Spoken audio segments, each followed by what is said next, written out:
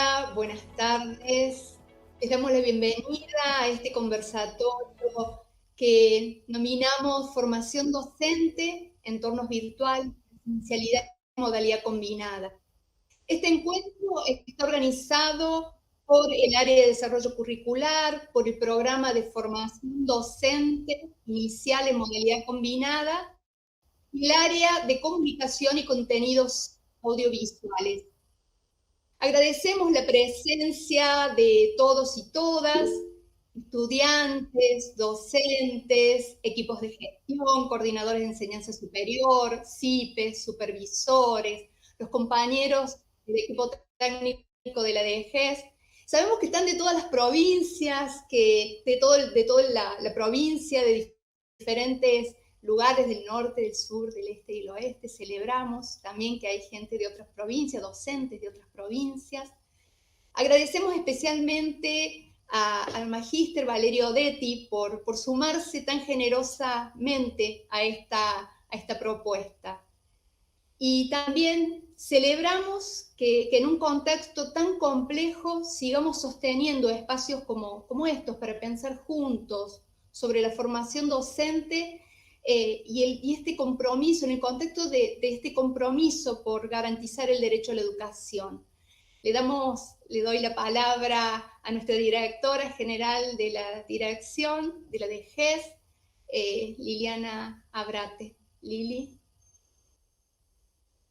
Buenas tardes, gracias Mariana. Bueno, ¿qué decirles? En este contexto, la verdad que es una alegría, una enorme emoción poder abrir un conversatorio, un nuevo conversatorio, agradecerles, darles la bienvenida a todos y a todas, docentes, directivos, como decía Mariana, de muchos territorios, de muchas regiones de nuestra provincia y de algunas más, egresados, estudiantes, profesionales de los distintos equipos técnicos, de la dirección y de otras áreas del Ministerio de Educación, también los equipos de supervisores, en fin, diría, bueno, un especial agradecimiento también a Valeria Odetti, destacada especialista que hoy ha dispuesto de este tiempo para construir en conjunto este espacio formativo para todos y todas, y también a las autoridades ministeriales que nos dan estas posibilidades de desarrollar estas actividades.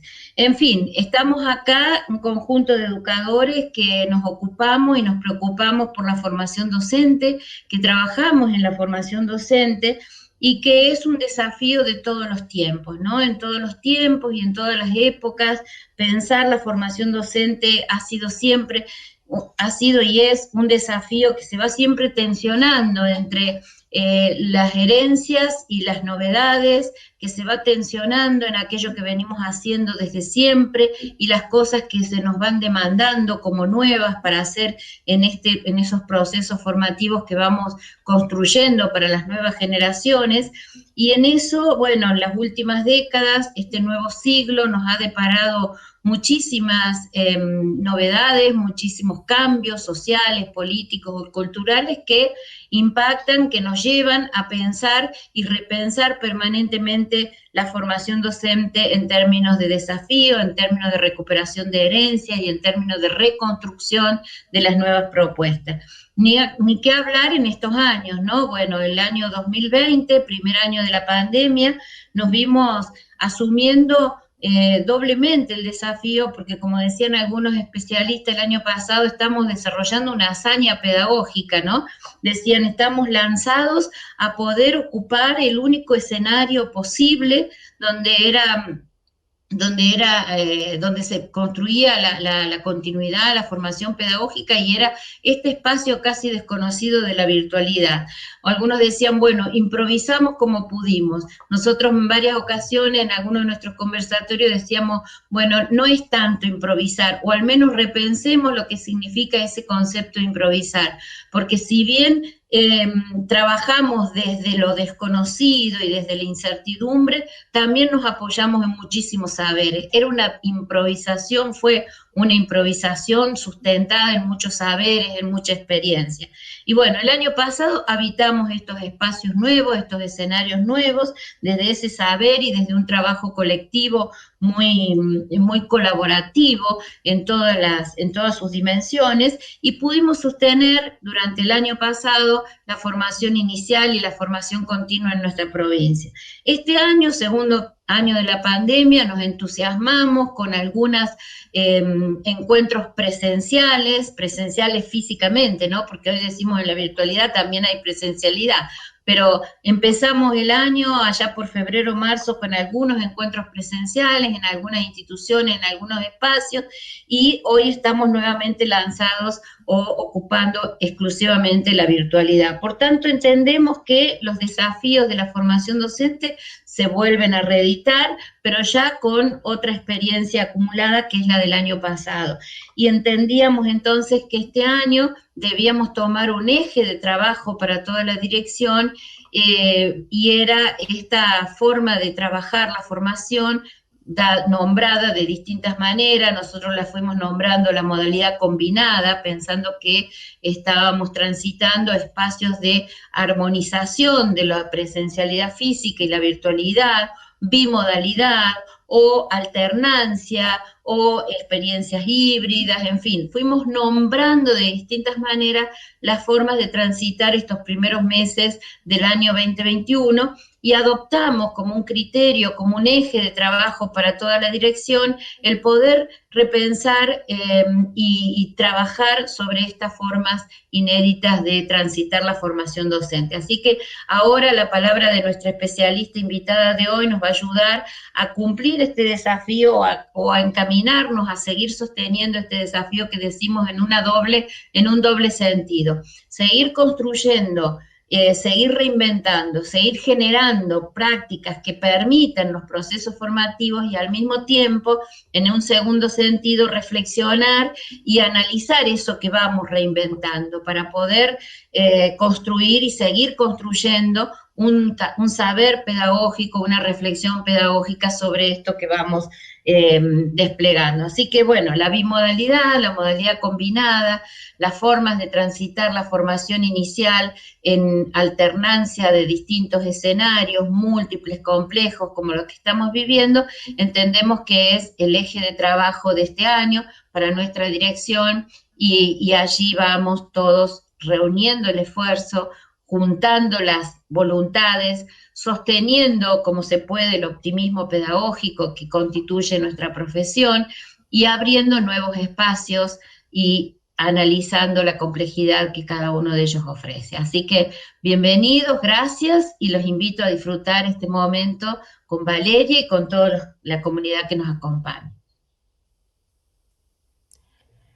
Bueno, gracias Lili. En el marco de esto que nos plantea nuestra directora como eje también de integración, ¿no? De las diferentes acciones y perspectivas que va desarrollando la Dirección General para trabajar junto con las instituciones, los docentes, los estudiantes. En ese marco es que se decide la creación de un programa, del programa de formación docente inicial en modalidad combinada en el marco de nuestra dirección, como un programa piloto, ¿no? Como una experiencia piloto que nos permita acompañar un poquito más de cerca a algunas instituciones que por su ubicación geográfica también nos permiten proyectar la posibilidad de extender la modalidad combinada más allá de la situación sanitaria que hoy estamos viviendo, sino que pueda atender también a un conjunto de complejidades territoriales que históricamente vienen atravesando nuestras instituciones para el acceso, la permanencia y el egreso de los y las jóvenes que se deciden por estudiar la carrera docente en nuestra provincia, ¿no? Entonces, el objetivo de este programa es acompañar a las instituciones, docentes, estudiantes, a transitar una experiencia, la experiencia de formación docente inicial en modalidad combinada, pensando en un acompañamiento específico en la dimensión curricular y tecnológica, que se va tramando, digamos, en esta compleja combinación que supone la virtualidad o los entornos digitales y la presencialidad, ¿no? La idea es poder acercar espacios de capacitación también en herramientas digitales, pensando en que el eje de la alfabetización digital nos convoca junto con nuestros estudiantes, a los docentes, a ir incorporando, apropiándonos y tomando decisiones conjuntas desde una perspectiva pedagógica y didáctica sobre esas herramientas que necesitamos desplegar también en un sentido situado, ¿no? Porque nosotros venimos relevando también la heterogeneidad en el uso de distintos entornos, herramientas y posibilidades tecnológicas de las distintas instituciones de la provincia, inclusive zonas que por sus características geográficas tienen mucha dificultad de acceso a la conectividad de Internet. Entonces ahí requiere, bueno, poder pensar qué tipo de estrategias tenemos que desarrollar pensando en trabajar también de manera combinada, incluso en un entorno virtual, una modalidad online y offline, ¿no? O sea, cómo también necesitamos hacer estas combinaciones. Como les decía en un principio, esta experiencia acompaña a 4 institutos que están ubicados en los 4 puntos cardinales de nuestra provincia, como experiencia piloto que va generando herramientas, acompañamiento, formación colectiva, que en función de la evaluación que vayamos haciendo también es posible de pensarse expandiéndose a otras carreras. Estamos trabajando actualmente con el profesorado de educación primaria, pero la idea es que sea una pequeña usina que nos permita generar pensamiento, reflexión y también acciones y materiales para expandir a otras carreras y también a otras instituciones, por supuesto. Recuperando, como decía Liliana recién, la experiencia acumulada en el año pasado, que fue un año particularísimo para todos, lo que se viene transitando en este 2021, pero también una experiencia que lleva más de 10 años, por ejemplo, con lo que fue el programa de Conectar Igualdad, donde nosotros en el nivel superior siempre hemos tenido un equipo y hemos tenido a disposición la plataforma educativa provista por el Infod, en la que hoy estamos pensando convertirla, digamos, en el espacio institucional, en el entorno virtual institucional, cosa que no ha sido en todos estos años necesariamente así en todas las instituciones, ¿sí? En algunas instituciones se ha tomado solo como una apoyatura, digamos, y hoy está siendo en muchos institutos el espacio institucional de encuentro para el trabajo pedagógico e inclusive en otras dimensiones de lo institucional. Específicamente lo que venimos trabajando con estas instituciones, y con esto cierro, es, bueno, como les decía, la creación y edición de aulas virtuales en la plataforma educativa, ya que cada instituto de la provincia tiene su nodo, digamos, en esta plataforma y la posibilidad de tener su campus, y estamos haciendo mucho énfasis en el trabajo colaborativo con los docentes, a partir de pensar la conformación de equipos de trabajo por unidad curricular y también pensando en los espacios de integración. Nuestro diseño curricular, como muchos de los que están participando en este conversatorio saben, tiene un espacio de integración que es el taller integrador en todos los años de la formación. Entonces, ya el propio diseño curricular nos ofrece un dispositivo de integración que queremos potenciar también en lo que venimos recorriendo. Por supuesto, esto implica un asesoramiento y acompañamiento en el uso y la aplicación de los recursos tecnológicos que podemos ir trabajando en cada institución. Para eso también hemos conformado un equipo de educación digital en la DGES. Y la idea es, junto con todo este trabajo más pedagógico didáctico, con los docentes y algunos especialistas que nos vienen acompañando en esta tarea, para la recreación de las clases en entornos digitales. Estamos pensando algunos trayectos formativos también específicos ligados a los objetos, a cómo se repiensan los objetos de saber de cada unidad curricular en este contexto que estamos transitando, y también en algunas cuestiones transversales que nos convocan por las necesidades que hoy presenta la formación docente inicial. Así que dicho esto, le devuelvo la palabra a Mariana para presentar a la invitada de hoy. Gracias. Nos pasamos la palabra entre Marianas. Bueno, lo primero es plantear por qué un conversatorio, ¿no? Siguiendo esta línea que viene planteando Liliana y Mariana.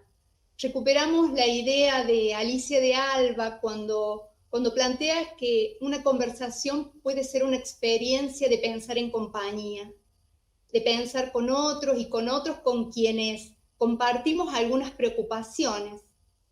Nosotros, eso fue nuestro primer paso, es pensar abrir un espacio de diálogo en el que permitamos que algo nos pase, que no solamente escuchemos cierta información que nos sirva para nuestra tarea, sino que algo nos pase en el sentido de la experiencia que plantea La Rosa. Tal vez es como muy ambicioso, pero ojalá que en esto de encontrarnos y pensar juntos algo nos pase. Y por otro lado, ¿por qué el tema? Hay una expresión que sintetiza lo que nos sucedió el año pasado y que hoy seguimos viviendo.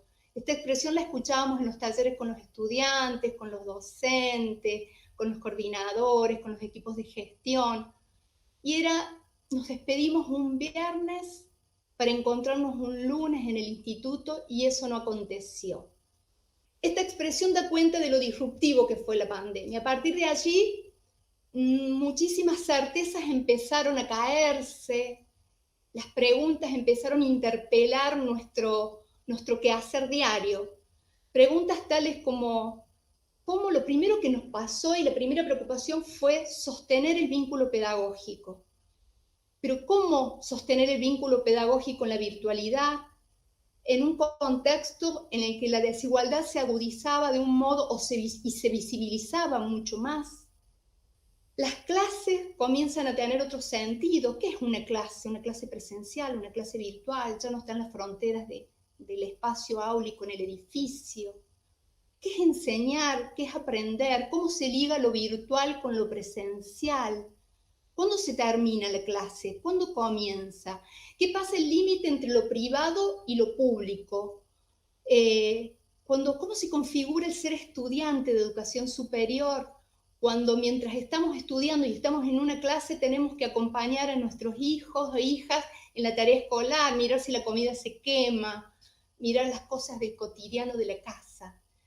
Todo eso se cruza en una complejidad aún mayor, que es que nos estamos formando a docentes en esa doble inscripción de formarse en la modalidad a través de entornos virtuales o en la modalidad combinada, para al mismo tiempo trabajar y ejercer después la profesión a través de la virtualidad, en la modalidad combinada, en la presencialidad.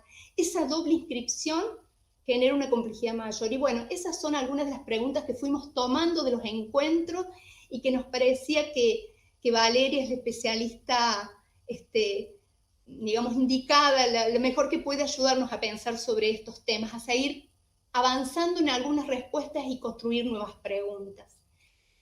Bueno, la presento. Valeria es magíster en educación, lenguajes y medios, es doctoranda en psicología, coordinadora de educación a distancia de la Universidad Nacional de General Sarmiento, integrante del Comité Académico de la Maestría en Educación, Innovación y Tecnología de Flaxo Uruguay, coordinadora del Programa de Formación Continua del PEN, Flaxo Argentina, e investigadora del mismo equipo, asesora en temas de educación en línea en la universidad, investigadora en temáticas vinculadas a narrativas digitales, y bueno, podríamos seguir y seguir, y bueno, libros y artículos, publicaciones en relación a la temática. Bueno, ya querrán escucharte, Valeria, así que te damos la palabra y gracias.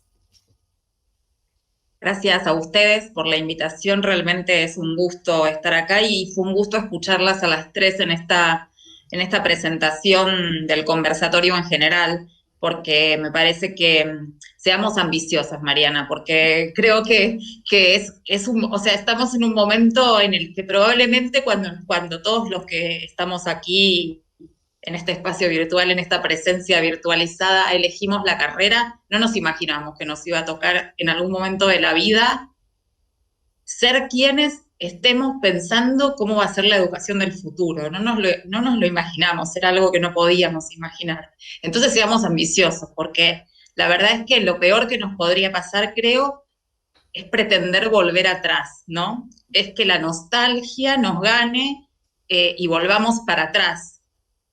Las tres manifestaron muy bien todos los aprendizajes que hubo, todos los velos que cayeron sobre supuestos y certezas que creíamos que teníamos y que tal vez no eran tan así o tal vez no eran las adecuadas para este momento histórico. Entonces seamos ambiciosos y complejicemos el escenario y soñemos y actuemos también en consecuencia para pensar qué cosas podemos construir en esta cosa que decía recién Mariana Torres muy bien, de la complejidad de la formación docente, que es esa doble inscripción, o sea, es como enseñamos nosotros, pero a enseñar además, entonces, donde nuestra acción tiene que ser modelizadora de prácticas también, no solamente de la enseñanza de un contenido. Entonces, bueno, realmente es un escenario muy complejo, así que sí, pongámosle ambición y pasión a pensar qué hacemos con esto. Muchas de las cosas que yo pensaba decir las dijeron las tres, pero yo quisiera poner como tres escenarios posibles, ¿no? O sea, que pensemos tres situaciones que atravesamos nosotros. Una es la de ese viernes en la que todos nos fuimos de la escuela o de la oficina pensando que volvíamos el lunes, como era antes, ¿no? Ahí nosotros teníamos una estructura, una coreografía de alguna manera aprendida por décadas, ¿no? Donde estaba claro cómo funcionaba, cuál era nuestro lugar, cómo la actuábamos, cómo la transitábamos. Y en esa coreografía la tecnología tenía un lugar accesorio, más allá de que había tenido en los últimos años, a partir de la llegada de Conectar Igualdad y de otras políticas públicas y de otros discursos académicos también, empezaba a hablarse de la tecnología, había espacios curriculares vinculados a la tecnología, igual era como algo marginal, que ocurría eventualmente y que tenía un sentido de acompañamiento de esa coreografía que ya todos sabíamos cómo funcionaba. Lo que pasó ese lunes, cuando no volvimos a las escuelas ni a la oficina, fue esto que decían recién Mariana, y fue, bueno, ¿cómo mantenemos el vínculo pedagógico? ¿Cómo hacemos, no? Que es como el punto inicial. Si no hay vínculo pedagógico, no tiene sentido hablar de todo lo demás, porque si no tenemos una posibilidad de dialogar y de establecer un contacto con nuestros estudiantes, no tiene sentido todo lo demás. Ahí también colisionaron varias cosas, ¿no? La primera es esta cuestión, muchas veces hay imágenes, cuando se habla de las aulas del futuro, imágenes hiperconectadas, ¿no? Aulas llenas de dispositivos, no nos hubiesen servido, aun cuando hubiesen estado, no nos hubiesen servido. Eso también, entonces, es bueno, ¿qué pasó ahí? Ese vínculo pedagógico se podía garantizar. Si era WhatsApp, bueno, era WhatsApp, o sea, era algo, ¿no? Que hubiera algo que nos permitiera comunicarnos con ese vínculo pedagógico. Y lo que empezó a pasar entonces es, en función de las enormes desigualdades con las que contábamos los docentes y los estudiantes, porque no era privativo de los estudiantes solamente, digo, las enormes desigualdades en términos de equipamiento, también en términos de alfabetización digital. Había un porcentaje enorme de docentes, pero también de estudiantes, cuyo uso del teléfono celular era como básico, digamos. Había, no sé, a mí me tocó acompañar a la universidad estudiantes que aprendieran que tenían un correo electrónico.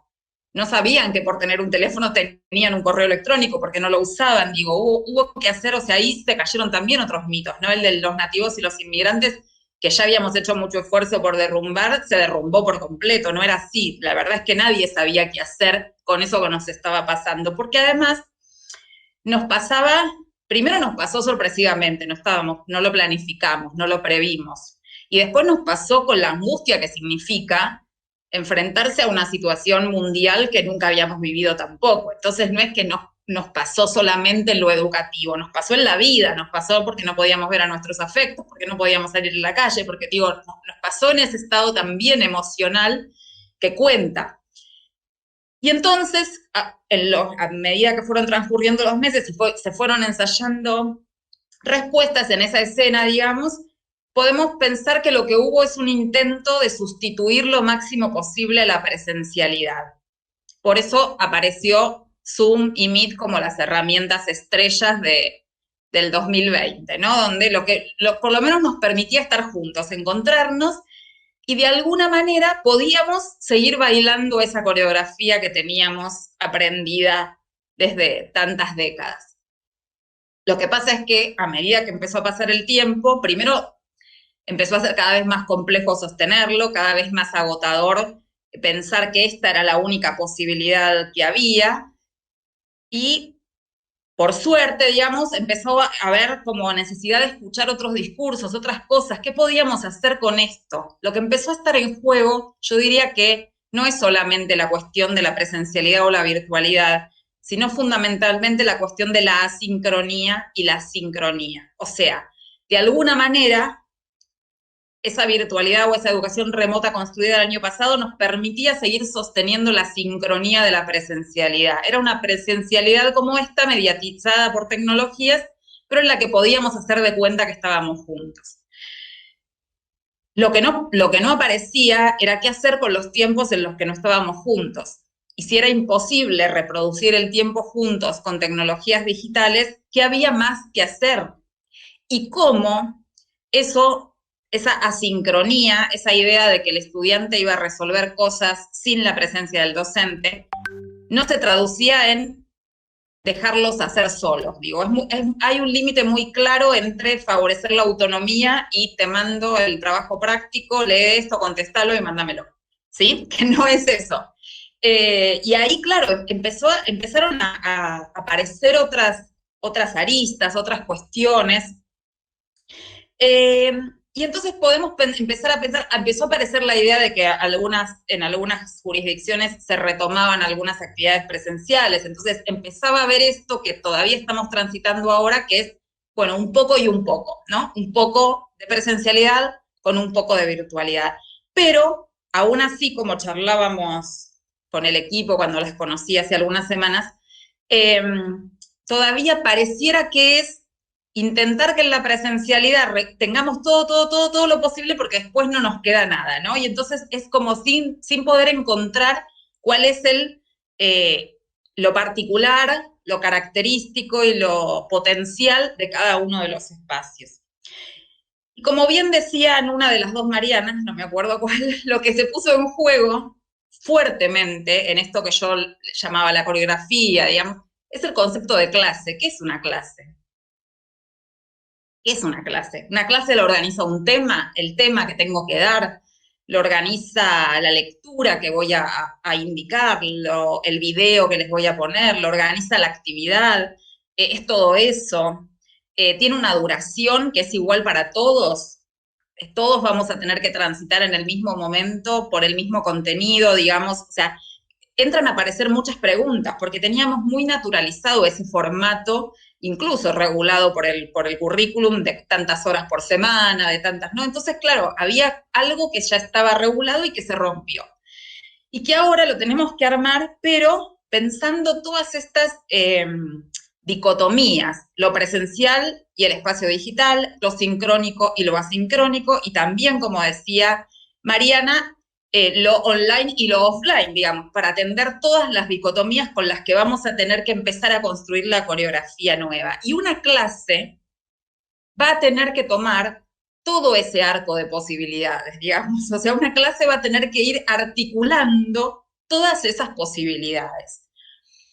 En esta idea de clase teníamos una idea de qué hacía el docente y qué hacía el estudiante, que era lo esperable. Y de alguna manera esto, cuando el territorio se pone en discusión o cuando el territorio deja de ser cerrado en un espacio físico para empezar a pensar como en una suerte de burbujas o de bueno, burbujas ahora se dice por otro motivo, pero digo como una suerte de espacios, de esferas donde vamos transitando, tenemos que pensar algo mucho más complejo y donde necesariamente lo que sí se va a reconfigurar es el control del docente por sobre lo que está pasando.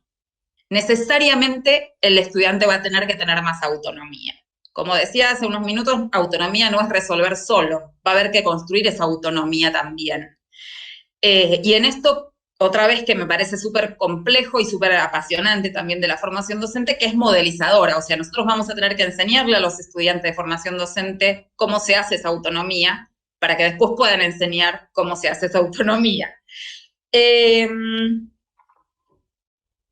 Pensaba que además, necesariamente, y por más que yo tenga algunas respuestas posibles o algunas ideas para pensar esto, necesariamente hay que pensar 3 características muy importantes de lo que va a ser el tiempo a partir de ahora y por algunos años, no sé si para siempre, pero por lo menos sí por algunos años. Y el primero es que vamos a tener que pensar las propuestas en modo experimental. O sea, va a haber algo de pensarse todo el tiempo en borrador, porque no vamos a encontrar hoy esa nueva coreografía que nos diga, es así, listo, lo tengo, vamos. O sea, la verdad es que no. Por varios motivos. El primero es que la tecnología cambia todo el tiempo. Yo llevo muchísimos años, llevo 18 años en esto de la educación en las nuevas tecnologías, y todo el tiempo estoy aprendiendo herramientas nuevas, porque las que tenía desaparecen, porque se vuelven pagas y entonces no las puedo seguir usando, porque cambian los dispositivos, porque cambian las formas en que las usamos y entonces aparecen cosas nuevas. Entonces hay algo de la experimentación que va a tener que aprenderse. Yo le escucho hablar a Mariana de este programa que me parece maravilloso, piloto, para pensar esto de la bimodalidad, y ella hablaba de la alfabetización tecnológica. Creo que la clave de la alfabetización tecnológica es que los futuros docentes y los docentes de la formación docente entiendan que van a tener que estar aprendiendo a usar tecnología todo el tiempo. O sea, no hay una manera, como si uno dijera, la alfabetización como el código nada más, ¿no? Yo te enseñé a leer y escribir, listo. Así como dice Paula Carlino, que a leer y escribir tenemos que aprender en todos los niveles del sistema educativo, porque cada uno tiene sus reglas y sus formas de construcción de la lectura y la escritura. Esto es igual, o sea, uno tiene que vencer ese prejuicio y ponerse en acción a experimentar con tecnología sabiendo que no se termina nunca, que va a haber, digamos, nuevas cosas, nuevas formas, y que en realidad ese es el modo en el que hay que empezar a pensar esta bimodalidad, en borrador y como experimentación.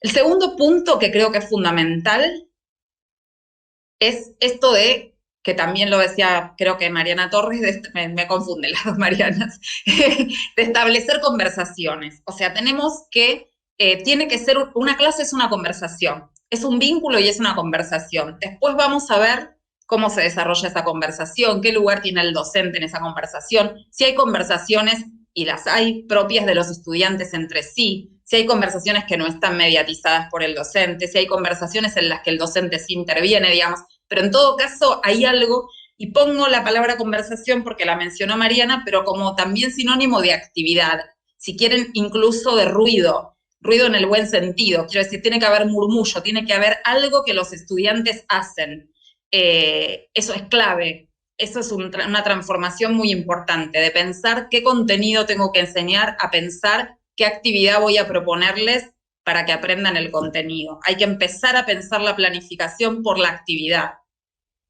Y planificar planificar la clase por la actividad, y con esta idea de conversación colectiva, tiene que ver también, entonces, con pensar o con planificar cómo yo docente voy a acompañar esa conversación y esa actividad, cuál va a ser mi lugar en esa clase. Y va a haber momentos o clases o propuestas donde mi lugar docente va a ser más de observación, un poquito más alejado. Va a haber propuestas donde yo voy a trabajar codo a codo con ellos en la resolución de un problema o en un grupo de discusión. Va a haber propuestas donde tal vez sí haga falta que el docente retome aquella cuestión más clásica de, bueno, no, explicar conceptualmente algo porque no está siendo entendido. Pero digo, hay que entender que hay algo de lo que va a pasar entre las personas que es muy importante y que hay que poder planificarlo y pensarlo.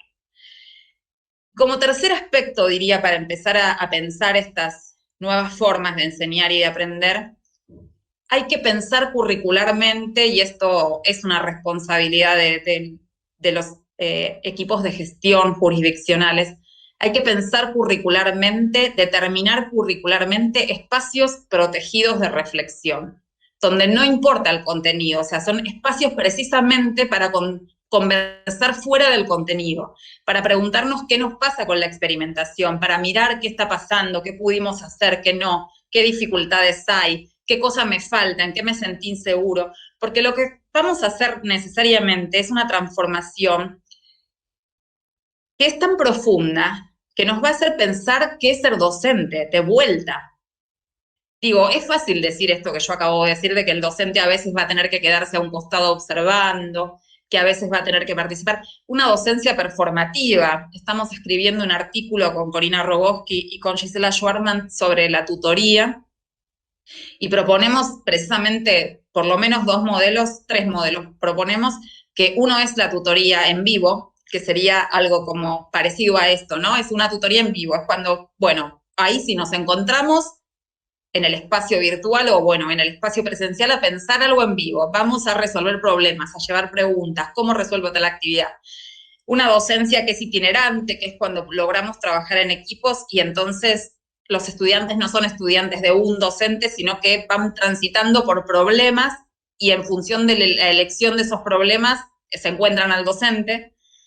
Y una tercera, que me parece la más compleja de todas, que es la docencia performativa. Hay un capítulo mío publicado del año pasado donde yo ya empezaba a pensar esta cuestión de la performance. La docencia performativa es una docencia que actúa en el contexto de un juego, ¿no? Por ejemplo, hablamos mucho en este momento de gamificación de la educación. Bueno, es cuando yo soy jugador de un juego, entonces no soy la profesora o la tutora Valeria Odetti. Soy, por ejemplo, la integrante de la Liga de Guardianes Tecnopedagógicos, porque estamos jugando un juego de salir a ayudar a la gente a resolver problemas tecnopedagógicos. Esa docencia, que parece fácil de decir y divertida, es tremendamente compleja, porque yo tengo que seguir teniendo una intervención docente desde una narrativa, desde una gramática lúdica, que si yo la hago mal, rompo el juego, y si rompo el juego, probablemente no ocurra el aprendizaje. Entonces digo, el rol docente va a tener que transformarse tremendamente, y para eso necesitamos espacios curricularmente protegidos donde podamos sentarnos a ver qué nos pasa y cómo podemos ayudarnos a transformar este rol docente. Vine por mis anotaciones 40 veces, así que vamos a ver qué más. Aparecen varias tensiones también en esto de pensar lo presencial, lo virtual, lo sincrónico, lo asincrónico. Estos días estuve grabando, estamos haciendo en el contexto de la Universidad Nacional de General Sarmiento un programa de podcast que empezamos la grabación, va a estar disponible en julio, que se llama Odisea Burbujas, y que se trata de hacerse preguntas sobre cómo sobrellevar todo esto. Los invito al tráiler, ya está, así que en Spotify los invito si quieren, con Milagros Langi lo estamos haciendo. Y entonces tuvimos algunas entrevistas con Mercedes Martín de la Universidad de La Plata, con Fabio Tarazou ayer, y Fabio decía algo que me parecía muy importante y que quiero recuperar. Durante mucho tiempo estuvo el discurso tecnológico de creer o de decirnos que el teléfono era una computadora y que en realidad la educación del futuro iba a ser ubicua, porque yo iba a poder estudiar en cualquier lado, con solo prender el teléfono me iba a conectar. Y la realidad es que esto no pasó, no es así. Enseñar y aprender necesitan un espacio protegido. Aunque sea digital, necesitan un espacio y un tiempo protegido. Lo que puede pasar, y nosotros hace muchos años que lo hacemos, es que no todos tengan que estar al mismo tiempo en el mismo espacio, pero sí que una persona individual va a tener que en algún momento hacer que alguien le cuide a los chicos, que se lleve el perro, que, digamos, me tengo que sentar en un lugar.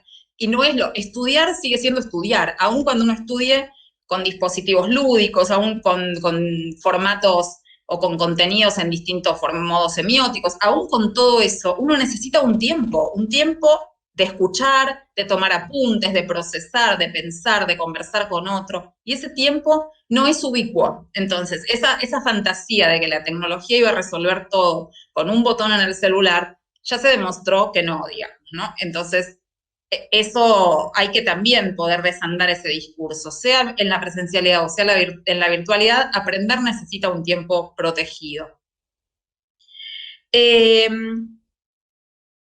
Y por otra parte, tenemos que pensar entonces quién es este estudiante, qué le vamos a proponer a este estudiante que hagamos. Y acá entonces me sitúo, hablé del rol docente, hablé de los dispositivos y me sitúo en el estudiante.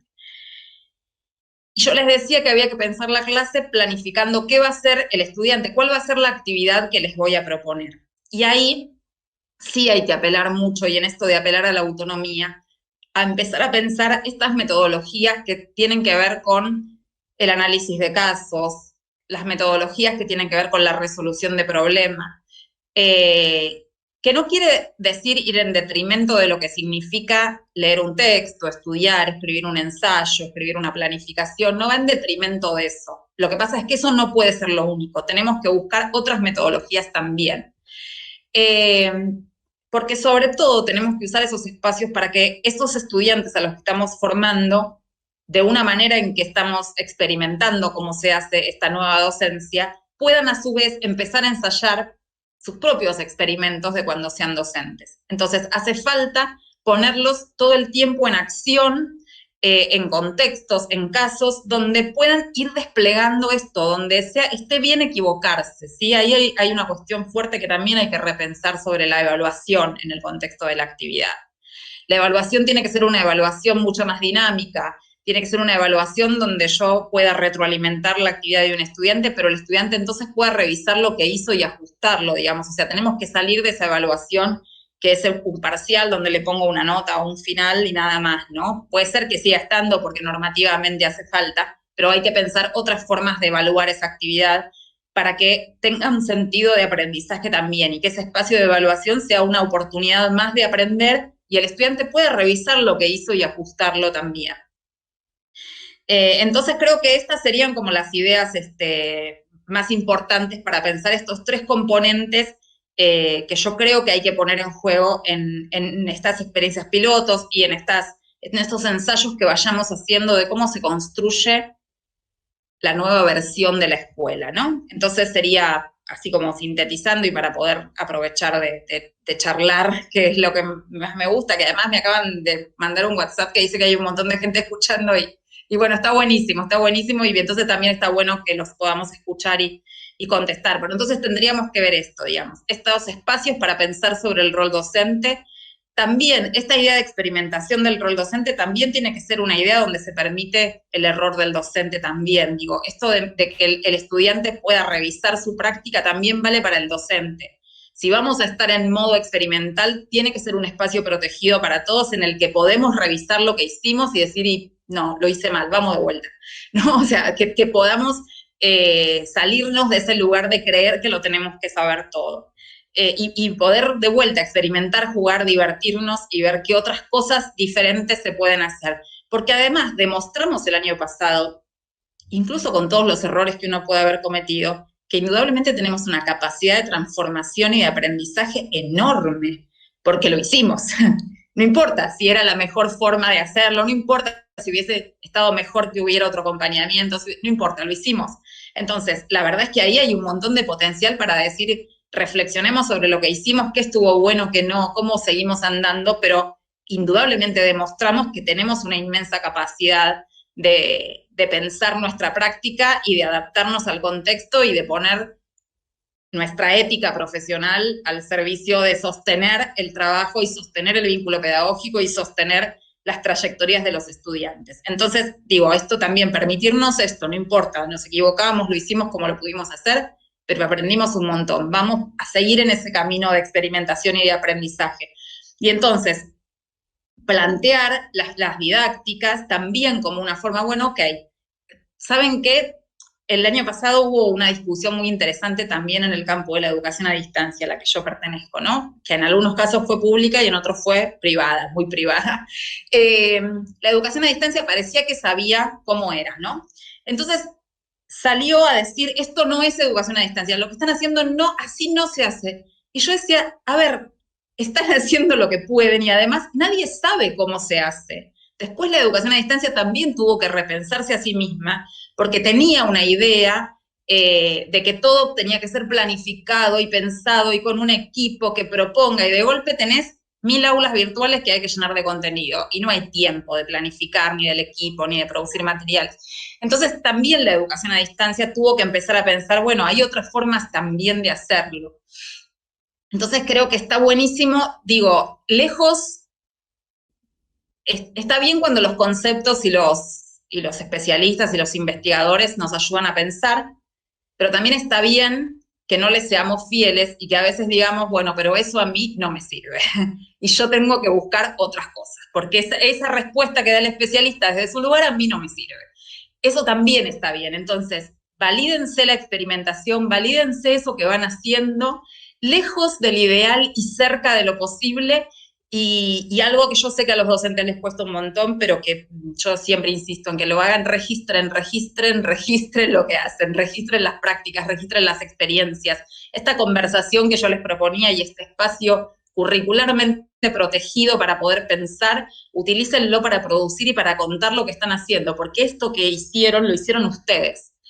Yo podría armar una investigación que recupere prácticas, que un observatorio, pero va a ser una mirada externa. La experiencia que ustedes hicieron y lo que les pasó a ustedes pensando de otra manera el aula, pensando de otra manera la realidad, pensando de otra manera el vínculo de los estudiantes, esa es una historia que tienen que contar ustedes, porque son los protagonistas, y porque estaría buenísimo que lo hagan. Ahí hay un montón de cosas que quienes solamente están en equipos de gestión solo, o en la academia, o en lugares, digamos, que piensan mirando, no la tienen. Entonces está buenísimo que realmente haya producción en primera persona de los docentes, de lo que les pasó y de cómo fueron repensando y reconvirtiendo esas prácticas. Así que con esta última invitación que tenía ganas de hacer, de que escriban y que cuenten, porque realmente creo que vale incluso en pequeños videos, no importa si no quieren escribir, pero digo, pongan en valor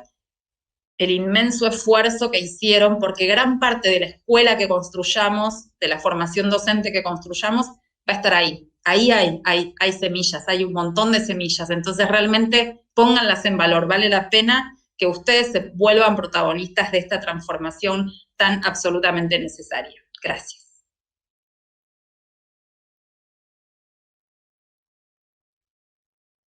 Muchas gracias, Valeria. La verdad que tus aportes, digamos, por un lado, esto de poner en valor al docente como protagonista y como profesional que produce conocimiento desde la experiencia y permite poner nuevos sentidos a su práctica, y es quien pone el cuerpo en el cotidiano y ha puesto el cuerpo en estos 2 años de una manera mucho más fuerte, llenos de preguntas e incertidumbres, pero aún así sosteniendo la certeza de que educar es un derecho y que es nuestra obligación y es nuestro compromiso y nuestro deseo y pasión de sostenerlo.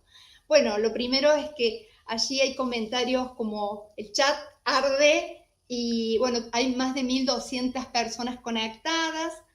Y es hermoso un comentario que dice, gracias Valeria por el empujón. Digo, ahí hay como esta cosa, ¿no? De poner en valor y reconocer el trabajo que se viene haciendo. Y muchas preguntas, algunas como muy potentes en relación a qué sería este espacio y tiempo protegido en enseñar y aprender, ¿no? Es un poco ahí hay un pedido, una solicitud de ampliar estos términos de espacios protegidos. Sí. Mariana, ¿no?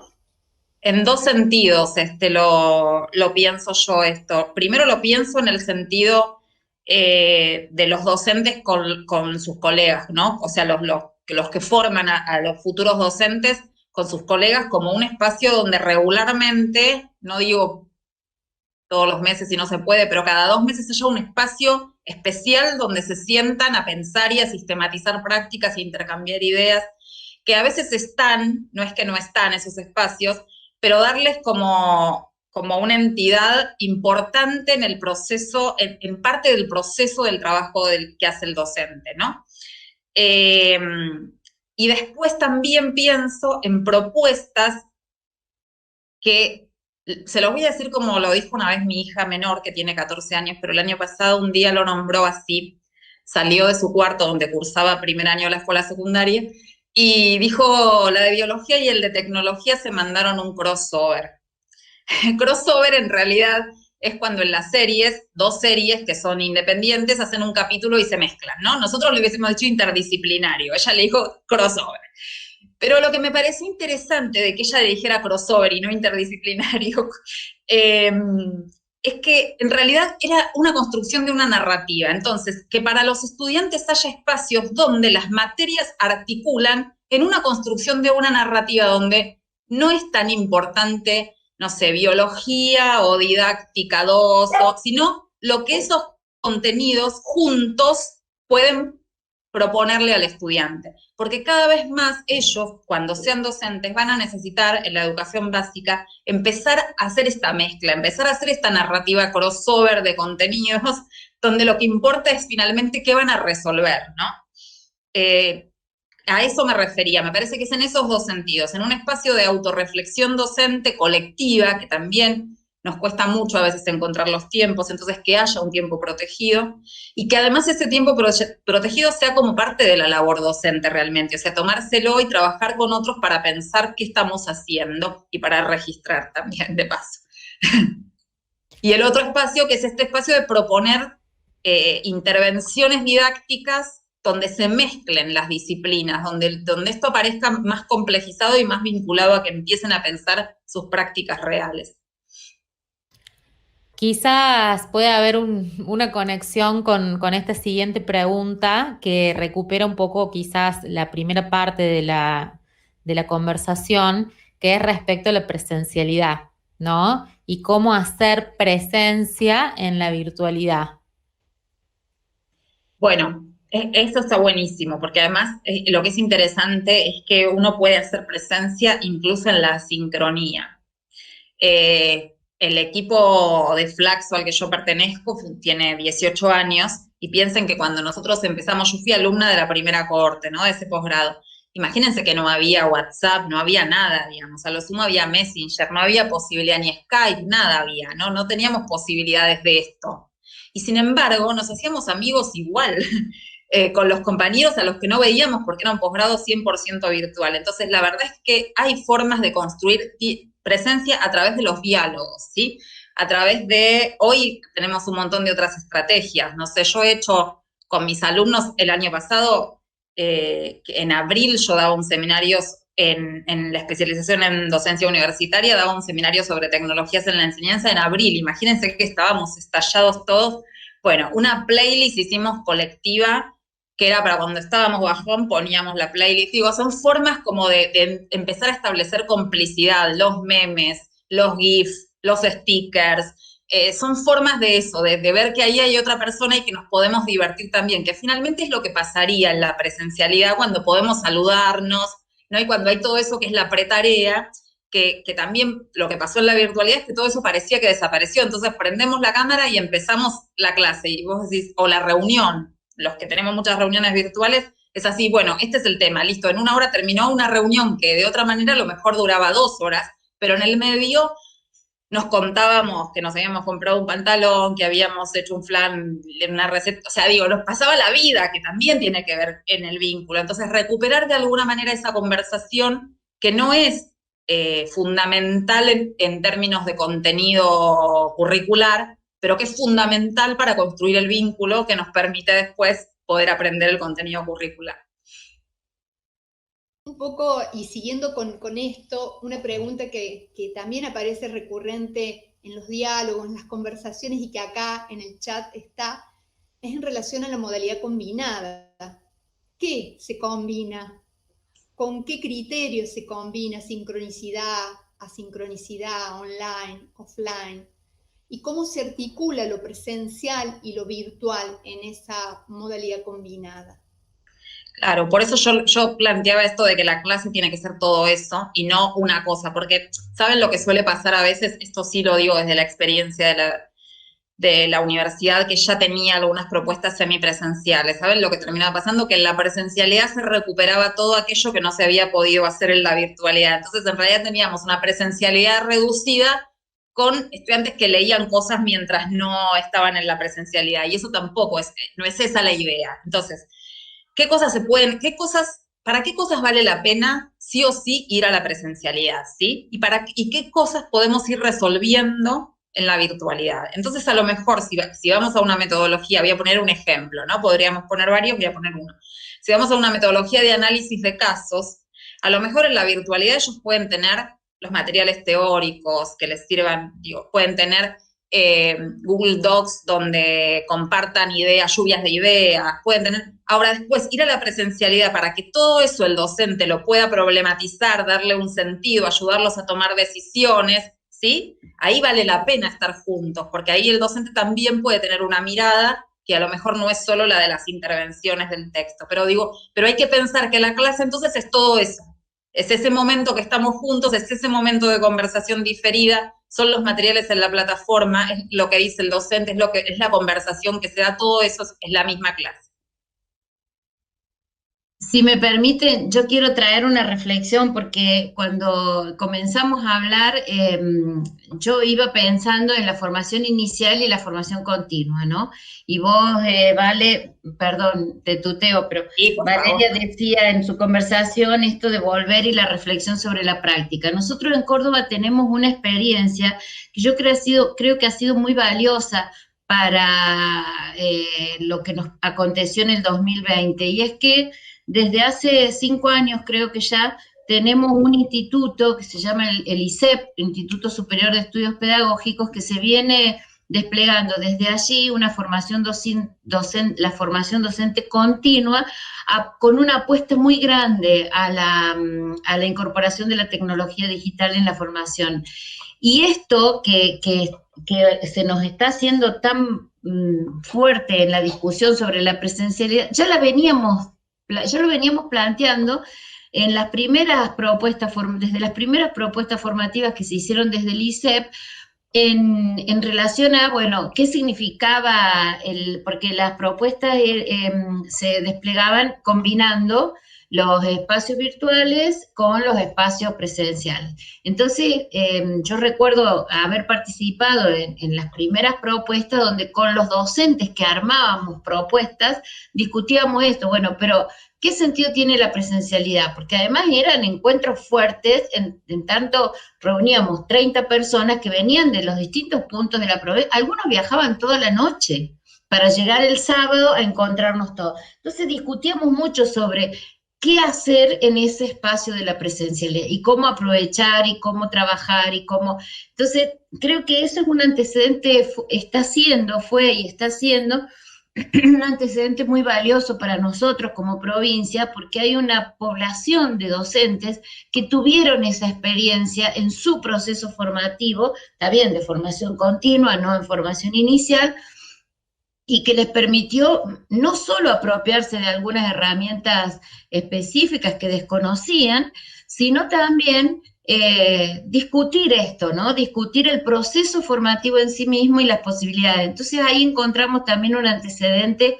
En uno de los artículos de la revista del ISEP se decía hace un par de años una pedagogía en ciernes, decíamos, una pedagogía que ya estaba trayendo la problematización de la clase y de qué era una clase, con todo, pero claro, esto se aceleró mucho con todo lo que nos pasó, pero tenemos ahí un antecedente y a mí me retrotrae lo que ustedes estaban planteando recién respecto a la presencialidad, esa discusión que teníamos hace algunos años, ¿no? Y que estaba en ese momento más cargada de incertidumbre, de preocupación, porque, bueno, como vos dijiste al principio, la tecnología ocupaba un lugar marginal y no terminaba de la provincia, ¿no? En ese sentido, nuestro Ministerio de Educación, la provincia y a través del ISEP y de las estrategias y de muchas propuestas que se fueron generando en la Dirección de Educación Superior, tuvo una apuesta fuerte por la tecnología desde hace unos cuantos años.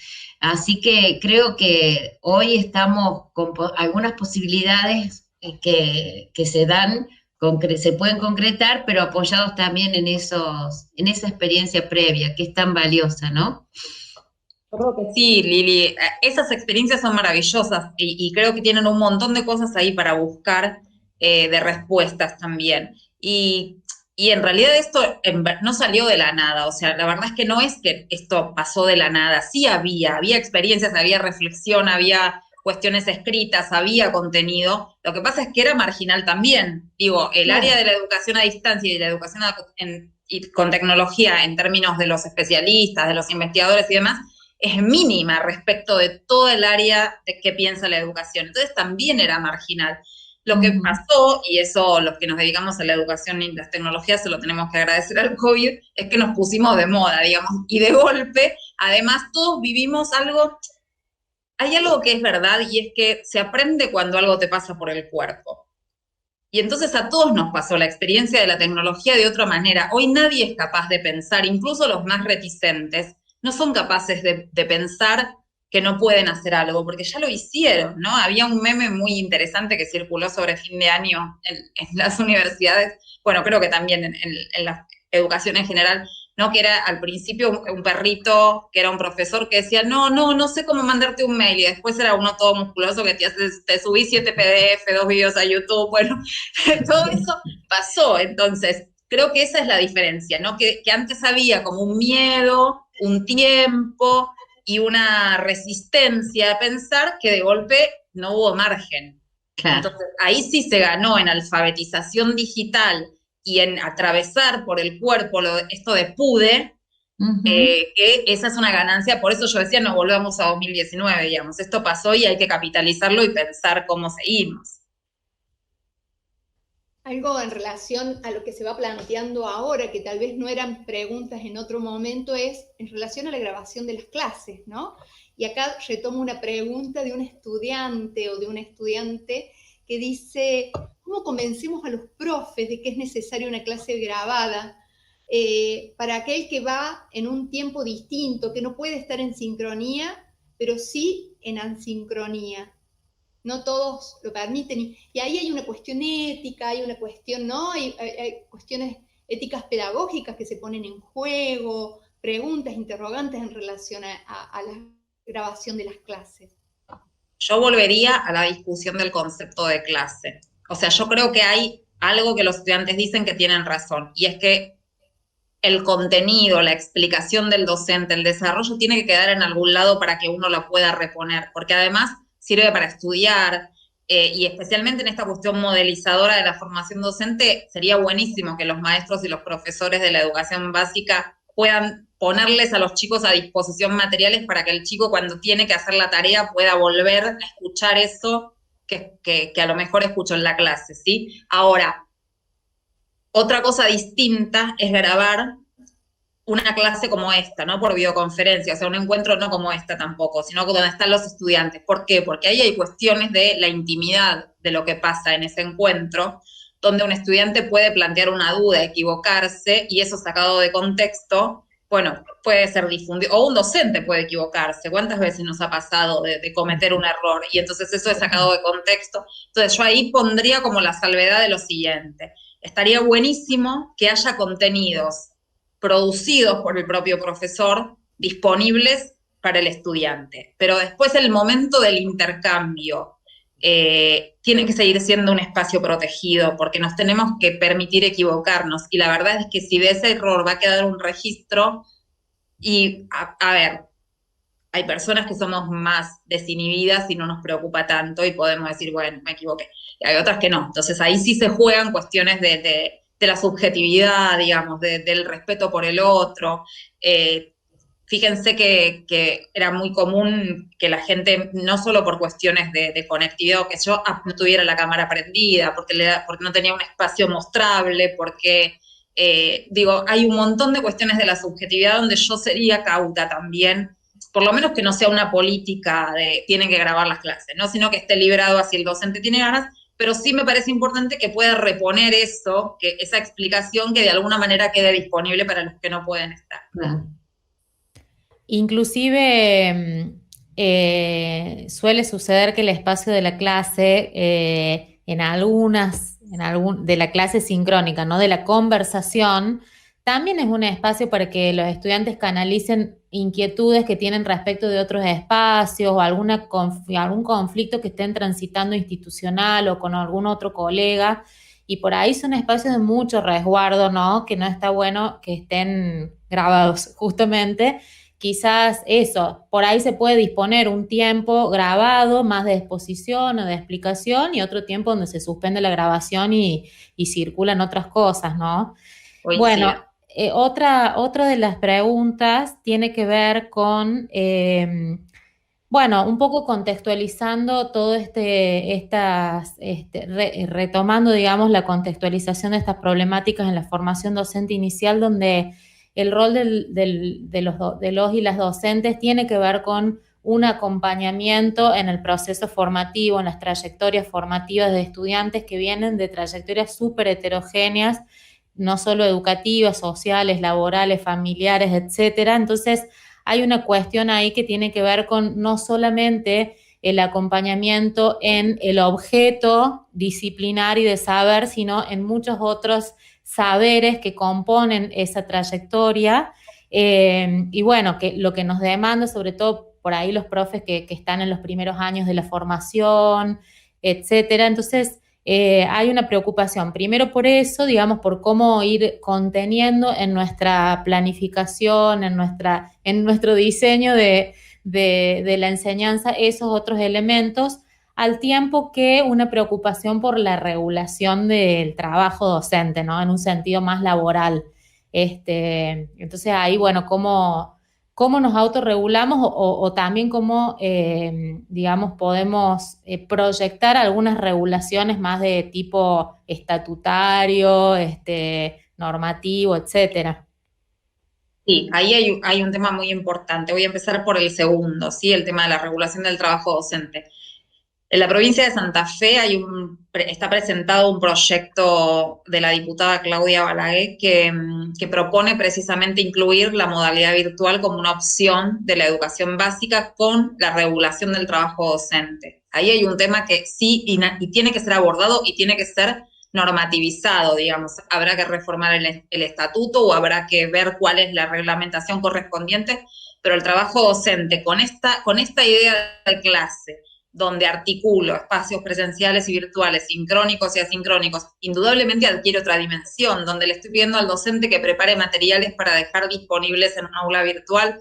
Bueno, sí, hay que pensar otro docente porque hay que pensar otra temporalidad de ese trabajo. Así que eso es muy importante que las jurisdicciones lo empiecen a pensar y que vayan viendo cómo se resuelve. Y sobre el otro punto que mencionabas al principio, Mariana, del acompañamiento de las trayectorias de los estudiantes, a mí hay algo que me provoca incluso emoción, ¿no? En formación docente en realidad ya venía pasando hace mucho tiempo, pero en la universidad no. Y en realidad la universidad hace muy poco que está reflexionando sobre cómo acompaña las trayectorias, ¿no? Cualquiera de nosotros que fue a la universidad, nunca nos preguntaron si estábamos bien, si uno iba, probaba, daba las materias y no había nada ahí. Hoy empieza a haber preguntas y empieza a haber formatos de tutorías que acompañen esas trayectorias, de roles específicos, y esto también va a tener que ser pensado, porque si no también es cierto que es una tarea más que el docente tiene, digamos, le estamos complejizando cada vez más la tarea, y no quiere decir que el docente, aun cuando no sea su responsabilidad, no acompañe la trayectoria, pero sí que formar equipos específicos destinados a esto en los institutos de formación docente va a ser muy importante, porque además va a haber demandas de mayores docentes, de mayor cantidad de docentes también, entonces nosotros necesitamos que los estudiantes egresen. Entonces creo que va a haber que pensar cuáles son los espacios y los roles o horas extras, horas específicas que se le paguen a los docentes para hacer ese acompañamiento, pero digo, tiene que haber un estilo más parecido al que hubo en algunas provincias hay en las escuelas secundarias, ¿no? De tutoría, de ese acompañamiento de las trayectorias y de diseño de estrategias específicas para ir acompañando esa diversidad. Sí, nosotros tenemos esas figuras de los coordinadores de enseñanza en los distintos niveles, y han sido claves estos años, han sido muy importantes, están siendo, de hecho, Mariana, el equipo de desarrollo curricular, han sostenido todo el año pasado y este año un trabajo de acompañamiento a los coordinadores, que a su vez hacen toda una tarea de acompañamiento con los estudiantes, con los mismos docentes, colaborando con tareas de los equipos de gestión también. Es claramente una necesidad eso, sí. No sé, Mariana. Acá podríamos seguir y no terminar nunca, porque bueno, son infinidad de preguntas, de comentarios, pero nos parece que bueno, que ya estamos en un tiempo de ir cerrando. Bueno, agradecerte profundamente, Valeria, por tus aportes para seguir pensando juntos, en compañía, por también al mismo tiempo provocarnos nuevas preguntas. Y bueno, acá le doy la palabra a Lili para que cierre el encuentro, y muchas gracias a cada uno y a cada una de los participantes y a los equipos de Nico, Mariana y los compañeros y compañeras de la DGES. Así que bueno, gracias. Bueno, yo más que cerrar, seguimos conversando, seguimos preguntándonos, seguimos movilizados por las preguntas, las ideas, las propuestas que nos ha traído Valeria y que recuperamos de todas las participaciones de estudiantes, docentes a través del chat. Me quedo muy conmovida con la primera propuesta de Valeria, que seamos ambiciosos, que podamos pensar en esos escenarios que fuiste describiendo desde un primer momento donde